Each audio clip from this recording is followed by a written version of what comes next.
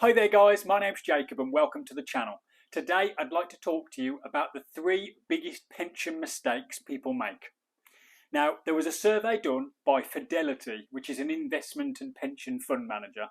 They asked retirees what their biggest regrets were regarding retirement and pensions.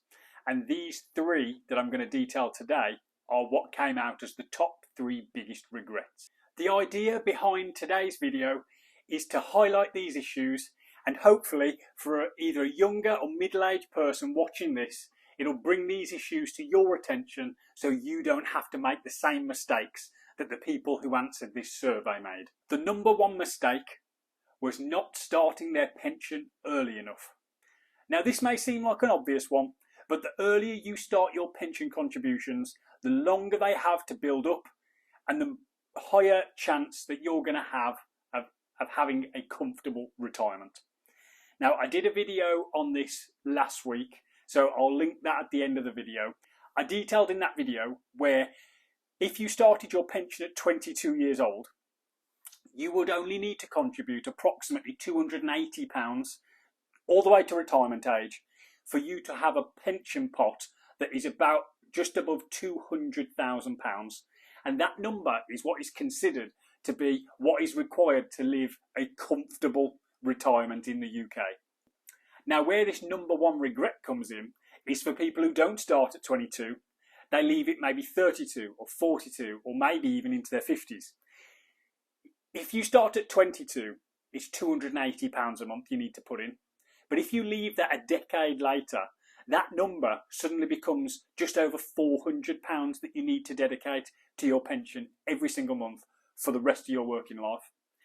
If you were to leave it another decade, then that number suddenly jumps up to around £700 per month. You can see where leaving it late has such a detrimental impact. And quite often, people who leave it late don't actually put in that required amount.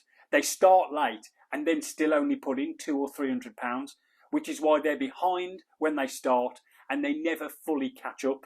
So by the time retirement comes around, their pension pot is not big enough to sustain a comfortable retirement. Now, if somebody was to leave it as late as 50 years old, the number jumps up to somewhere in the region of £1,100 or £1,200 per month that they would need to contribute. So you can just see how absolutely crucial it is that you start contributions to your pension as early as possible.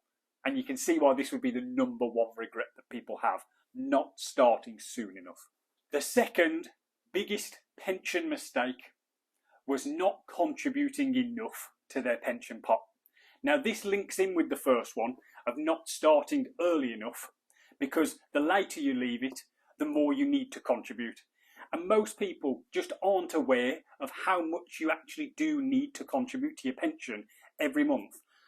So by the time you get to pension age, you actually have a pot big enough to draw from where you can sustain what you would think is a comfortable retirement.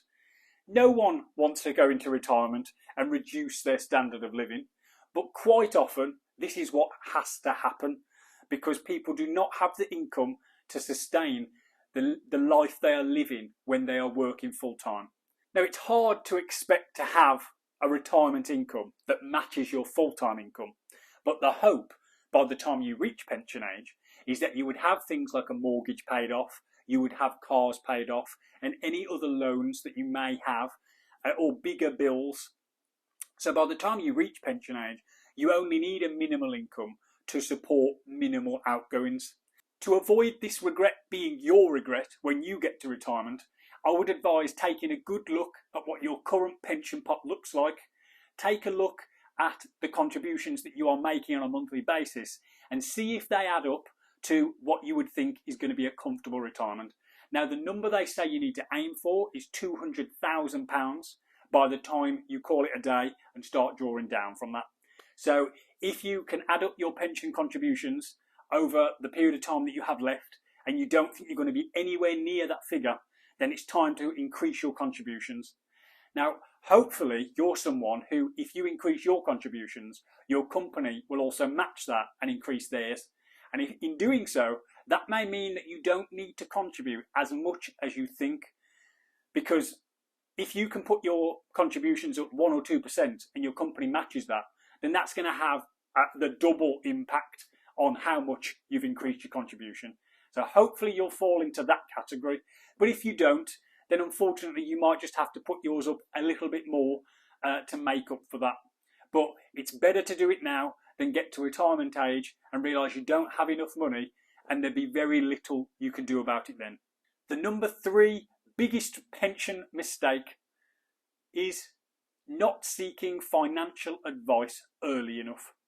Now, this is a common one. Most people actually don't seek financial advice at all, according to this survey.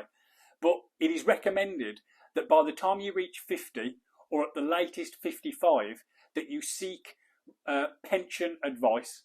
Seeking pension advice more than 10 years before you actually retire is vital, because if they detail that you are behind and you aren't going to build up a pot that is going to sustain a comfortable retirement, it gives you a 10-year period to try and make up that shortfall. And that's why seeking professional advice early enough is crucial for some people. Now, it might be that the pension advisor actually says, you're doing great, you're ahead of the curve, and you could potentially slow your payments down. You might not need to contribute as much because you might actually be ahead. And if that's the case, then fantastic. You've just had yourself a bit of extra money back in your pocket and you can go and spend that on whatever you like. But for most people, I would imagine they would probably highlight you need to increase your contributions, because for a lot of people when they reach 50 and 55, they aren't ahead of where they need to be when it comes to their pension contributions. And you don't want to fall into the trap of being one of those people that doesn't seek financial advice, goes all the way to 65 or 67 or wherever, whenever you can retire, and suddenly finds out they don't have enough, and that's when the panic mode starts to hit in. Now, I know I titled this as the top 3 mistakes, but I'm going to give you a 4th. The 4th mistake detailed in the survey was carrying debt into retirement. And this may sound obvious again, but you'd be surprised how many people still have mortgages, still have car loans, and still have all manner of other debt by the time they reach retirement. So what the 4th biggest regret was carrying that debt into retirement. Obviously, the best thing you could possibly do is pay off all loans, clear your mortgage, have no car finance or anything like that. So, like I said earlier, by the time you get to retirement and you have a lesser income than what you're used to receiving as full-time work, that's okay because you have less bills. But if you're carrying all those same bills into retirement and then your income drops, that's where people start having a problem, because their bills stay the same, their income drops, and they don't have the money to cover the shortfall. To summarise the video, number 1 was not starting your pension early enough. Number 2 was not contributing enough over the lifetime. Number 3 was not seeking financial advice early enough. And the bonus number 4 is don't carry debt into retirement.